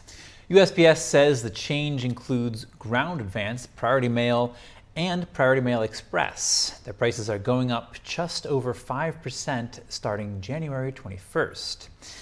The service also wants to increase the cost of Forever stamps from 66 to 68 cents, and it wants to adjust prices for post office box rental, international mail, and special services. For those non-shipping changes, it first needs approval from the Postal Regulatory Commission. Earlier this month, the Postmaster General announced a net income loss of $6.5 billion for the fiscal year. That's despite a 2-cent increase in the cost of forever stamps in July. Millions of Americans are taking to the roads, skies, and rails for the Thanksgiving holiday this week. Airlines and airports are preparing for a surge in passengers, taking a look at busy scenes at Los Angeles International Airport. It's really hard traveling with the baby for Thanksgiving. I wouldn't recommend it, but we're really excited to go see our family, so it'll be worth it. I'm traveling for Thanksgiving, and this is my first time, and the experience has been wonderful. So it's a little busy, but I can handle it. So we really want to encourage folks to get here early, give themselves plenty of time to access the airport because there will be traffic, get through security, and get to their gate on time. According to travel group AAA estimates, more than 55 million Americans are expected to travel for Thanksgiving holiday. Los Angeles International Airport said it's expecting about 2.5 million passengers over the holiday travel period. That's about 92% of the levels in 2019, which was a record-setting year before the pandemic. For the airport, one of the busiest days is today, the day before Thanksgiving, with about 220,000 passengers. And then another peak day is going to be the Sunday after Thanksgiving with up to about 230,000 passengers. Black Friday has lost some of its luster. Retailers say the rush to bust down doors for big sales may be a thing of the past. That's because many stores have held sales for weeks now, trying to lure shoppers in. Online shopping is also taking away some customers looking for those coveted deals. The National Retail Federation predicts when all is said and done, holiday sales will jump 4% this year. That's less than the 5.4% increase last year. And if you're heading out on Friday, expect to see some more modest sales of 25 to 30% off. Although bargain hunters may find items like clothes and shoes discounted up to 70%. Small business owners are gearing up for the big shopping weekend. While retail giants like Amazon and Walmart hope for big profits on Black Friday, the less heralded Small Business Saturday is looking to continue its winning streak. Nearly 32 million businesses are riding a wave of enthusiastic consumer spending and robust government investment. According to a new American Express survey of small business owners, 55% anticipate Small Business Saturday will make a significant contribution to their overall holiday sales this year. Over the past 13 years, the company says consumers have reported spending nearly $184 billion during Small Business Saturday. Preparing a Thanksgiving feast won't leave your wallet starving for cash. The American Farm Bureau Federation says the price tag for Thanksgiving food items is a bit cheaper compared to 2022. The turkeys that received presidential pardons this week won't be the only ones giving thanks on Thursday.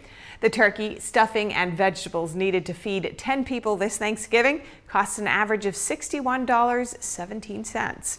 While that's 25% more expensive compared to 2019, it's a 4.5% drop from 2022. Consumers can also try to trim the food bill even more by looking for deals on their grocery store shelves. The Farm Bureau says people in the Midwest have the least expensive Thanksgiving meal on average, followed by the South, the West, and the Northeast, respectively. The American Farm Bureau Federation survey is based on prices in all 50 states and Puerto Rico, taken from November 1st through the 6th. Dogs love table scraps, and the Thanksgiving feast includes some of their faves, but vets warn some of it could make them really sick. The American Kennel Club has a list of foods that are toxic for your dogs. Turkey bones, skin, gravy, ham, and stuffing are just a few things you should avoid giving your four-legged friends this holiday. According to pet insurance company Trupanion, you could be facing a $1,400 vet bill if your dog chokes on a cooked bone or it damages your pet's digestive system. Meanwhile, some of the Thanksgiving foods that are safe for dogs to eat include turkey meat without skin or bones, sweet potatoes, or plain pumpkin, just not pumpkin pie. While these are safe, dog owners need to be mindful of how much their pet eats this holiday season. And a moose is on the loose in southern Minnesota. Fans are following the animal, hoping its journey ends safely. They've been tracking the young male moose for weeks and posting updates on a Facebook page that has more than 18,000 followers. Yesterday, it was spotted 140 miles northwest of Minneapolis, near the city of Clarissa.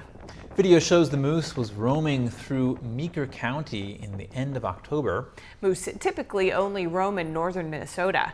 A big game program coordinator for the state said the young moose is likely looking for home territory or other moose and likely will continue moving north. Admirers call the animal bullwinkle or rut, the latter in homage to a scatterbrained moose from the movie Brother Bear. Coming up, the North Korean regime reports that it now gets a closer look at U.S. military sites. Regime leader Kim Jong-un is inspecting photos taken from the new spy satellite. Australia is going on the offensive in cybersecurity after a spate of attacks. We'll have more on the government's new cyber resilience plan when we return. The highest art is beautiful,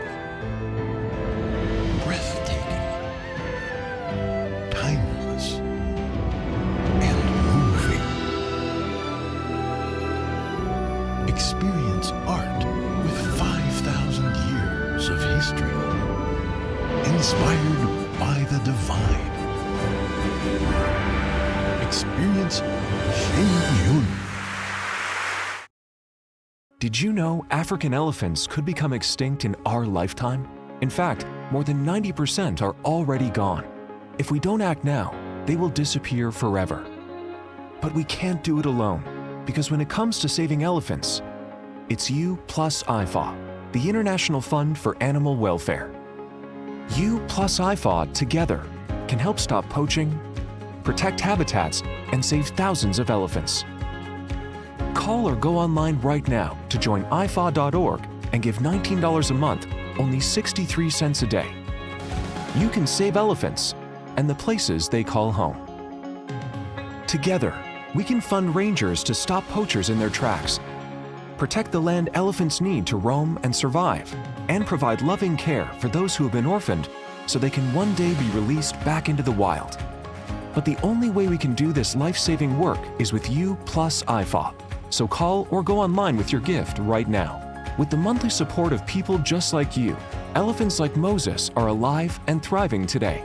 It takes years of hard work from dedicated teams so orphaned elephants can learn the skills they need to survive in the wild. So please, call now or go online with your monthly gift. You can help provide the urgent care elephants need so this generation won't be the last. And when you use your credit card, you'll get this exclusive membership kit, including your very own IFAW t-shirt to show it's you plus IFAW standing together to help rescue and care for these majestic creatures. The danger for elephants is more urgent than ever before. That's why we need you. It's going to take all of us to help save elephants before they disappear forever. So please, call right away or go to joinifaw.org with your monthly gift. Because together, you plus IFAW can save lives.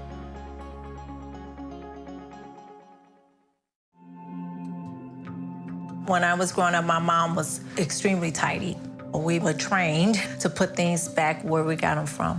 One day, when I walked into my mom's house, I felt like I walked to someone else's house. There was stuff everywhere. And just growing up the way I grew up and to see this transition was very alarming. When Sean talked to me, it was a wake-up call, and that's when I went to the doctor. I'm Kelly Wright in New York City, and we are NTD News.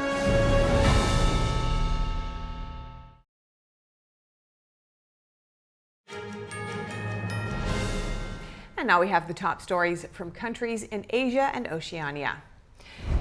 North Korean leader Kim Jong-un is now able to take a closer look at key U.S. military facilities, according to the country's state media.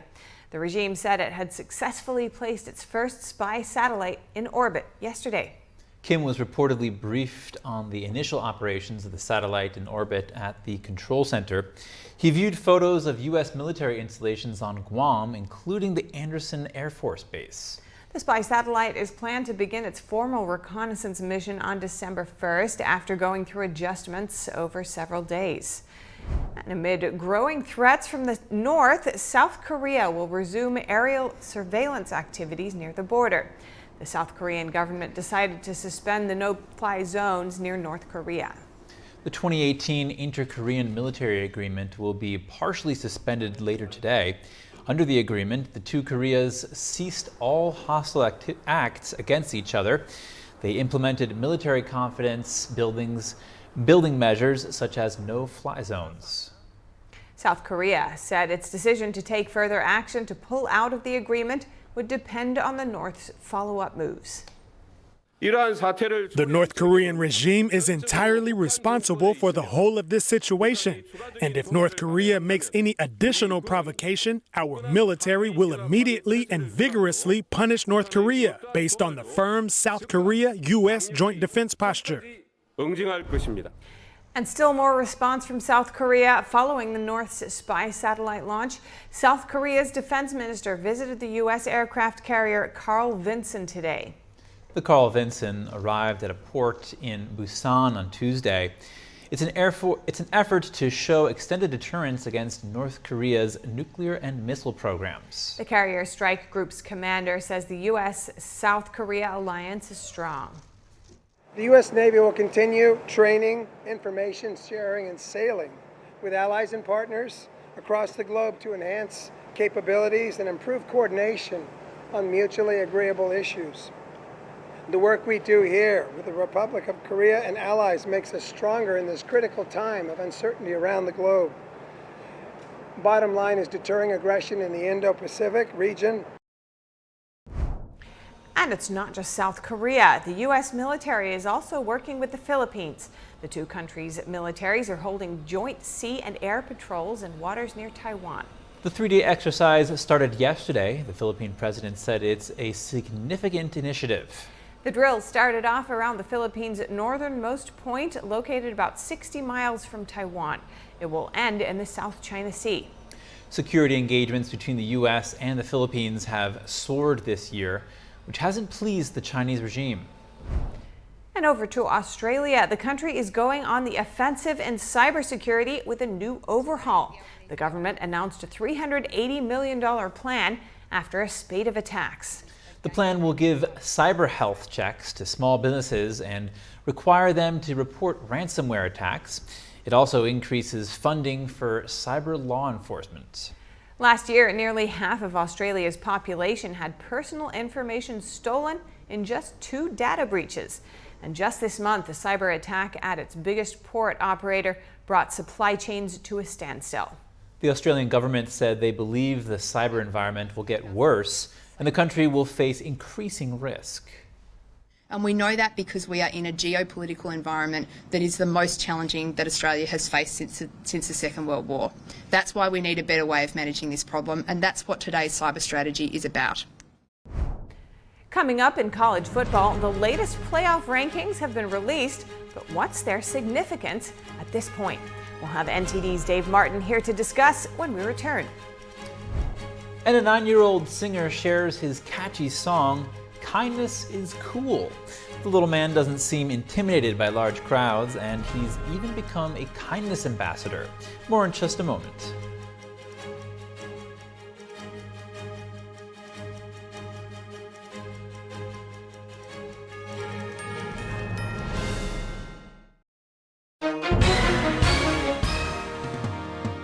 Hi everyone watching at home. We're here to remind you that if you or someone you know were injured in an accident that was not your fault, listen up. We have live agents available right now to answer your questions and tell you how much your case is potentially worth. Hi, I'm Gina Bellich, here with spokesman and TV personality Tom Mustin with us in the Help Center. So Tom, phones are really busy over there. Tell us what kind of calls you're seeing. Well, Gina, first off, thank you for having me here in the call center with you. We always enjoy talking to the viewers and getting folks the compensation that they deserve. You know, we're seeing calls about all kinds of accidents, but the most common by far has been car accidents. So if you or someone you know were injured in an accident that was not your fault, give us a call right now. You'll speak with a live person. They'll answer any questions you have and tell you if you have a case and how much your case is potentially worth. Thanks, Tom. All right, folks at home, you heard it. Take advantage of this opportunity and call now. Stay tuned to get this free 5-piece ultra nonstick bakeware set from Gotham Steel. Are you tired of pans that burn and lids that don't fit? Worse yet, they're a nightmare to clean. You need a new set, but prices are so high it's obscene. Well, now there's a brand new professional cookware set that's ultra durable and non-stick. These pans are super slick, and they can be yours for our lowest price ever. Introducing Gotham Steel, chef-tested cookware designed to make family meals with no sticking and easy cleanup every time. Gotham Steel is made with cast aluminum and coated with Ticerama, a fusion of ultra-durable titanium and super slick ceramic. This cookware comes with vented glass lids and is oven rated up to 500 degrees, so bake meals in the oven that come out perfect every time. Even use metal utensils with no scratching. Plus, the entire set is PFOA free and dishwasher safe. Other professional cookware sets can cost up to $400, but we have a factory direct deal for you. You can get the Gotham Steel 12-piece set not for $400 or even $300, but for just 5 easy payments of $49.99. But wait, order right now and we'll drop one payment. That's just 4 easy payments of $49.99. This is nonstick cookware that we know you'll love. That's why we're guaranteeing it for a full 10 years. We'll even include our self-draining fry basket, stainless steel steamer insert, and steamer rack, a $50 value absolutely free. And there's even more. As a special gift, you'll get our 5-piece Gotham Steel bakeware set, the fast, easy, ultra nonstick way to bake your favorite desserts. No grease or oil needed. Together, they're a $110 value. Yours free. That's an incredible 20-piece cookware set. Plus free shipping on your entire order. Call or click now. Call 1-800-278-6025 or go to gothamset.com. Again, that's 1-800-278-6025 or order online at gothamset.com.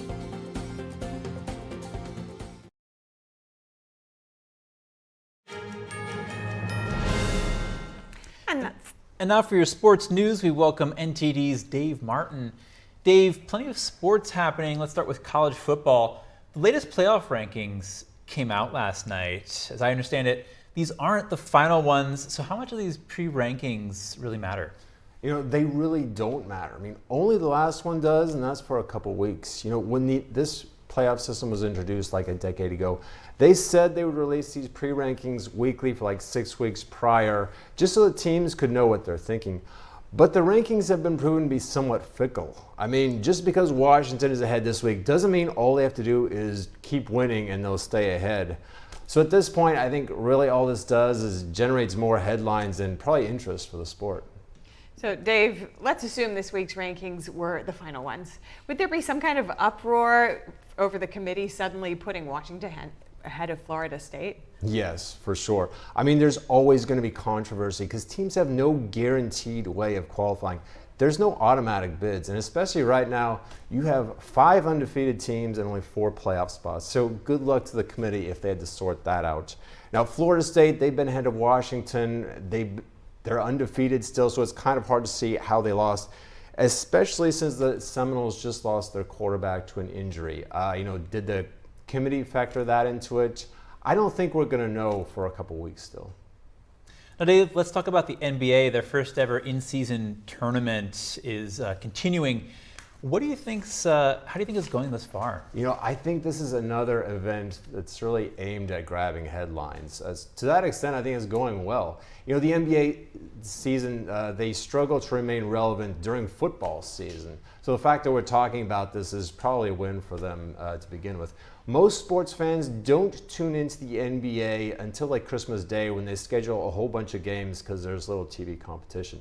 Now, another thing the league did was entice the players with like a $500,000 per player cash prize for the winning team because the real goal is the NBA title this summer.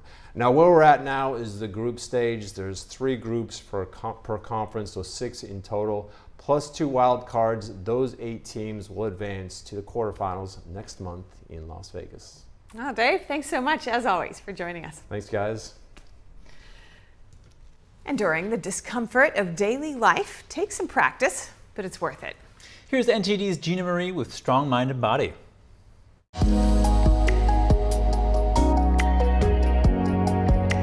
We spend much of our days trying to escape.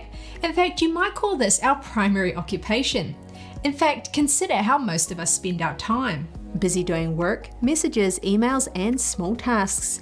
Putting off larger tasks, avoiding the scary stuff, scrolling social media, news, and favorite distraction websites, watching videos on YouTube and Netflix, playing games, eating comfort foods, of course while watching a screen, taking a drug of choice including alcohol, nicotine, cannabis, and caffeine, listening to music while we do something else such as working out, walking, driving, and showering. These aren't necessarily bad, but they take us away from what is happening in the moment. That's their purpose.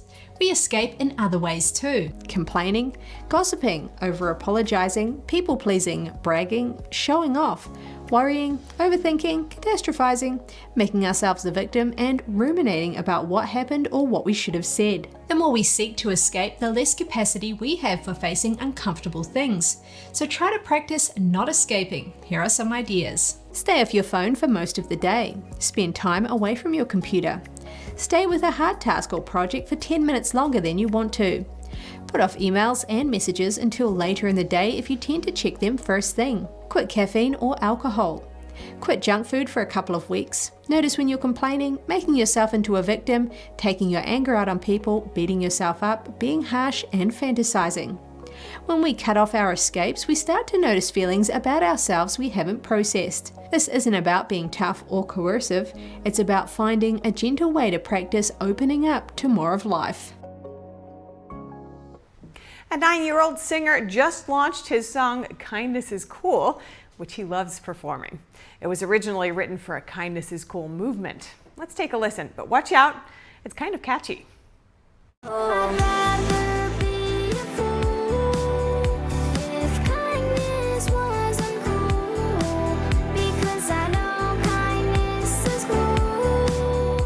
He goes by Big Lotus 415, and after sending his Kindness is Cool song to video platform Ganjing World, he was asked to become a kindness creator ambassador. The inspiration of this song is that being kind and being nice to other people and being good, and that's the stuff. The young singer also performed at an Indigenous artist event in San Francisco over the weekend with other artists from Native backgrounds. I liked it because there was a big crowd and it was fun, and I liked to do it because the sound system was really good too, and I liked how the people were cheering me on, and it was really cool. This brings back memories when my sons used to perform. Both of them have been in the music business since they were kids, so it's nice that it runs in a family. People say the lyrics are catchy and meaningful. I think it was such a good message, especially coming from like a young person, to really engage in such a beautiful way for us, especially as adults, to remember what it means to be kind to each other and making it cool, and really thinking about listening to our youth is really important. Yeah, I was really impressed. I think the confidence on the mic is what I loved about it. Yeah. I love one of the songs he said from SF to the Philippines, and I love just like that global solidarity aspect of the song. Big Lotus says his goal was to make the music good and understandable with a positive message. He released an album in September and plans to do more. In San Francisco, California, David Lamb, NTD News. One day you'll figure out what this world truly needs. That's all for today's news. Thank you for tuning in. Feel free to reach out to us with any news tips or feedback at news.today@ntd.com. And we'll be back with more stories tomorrow.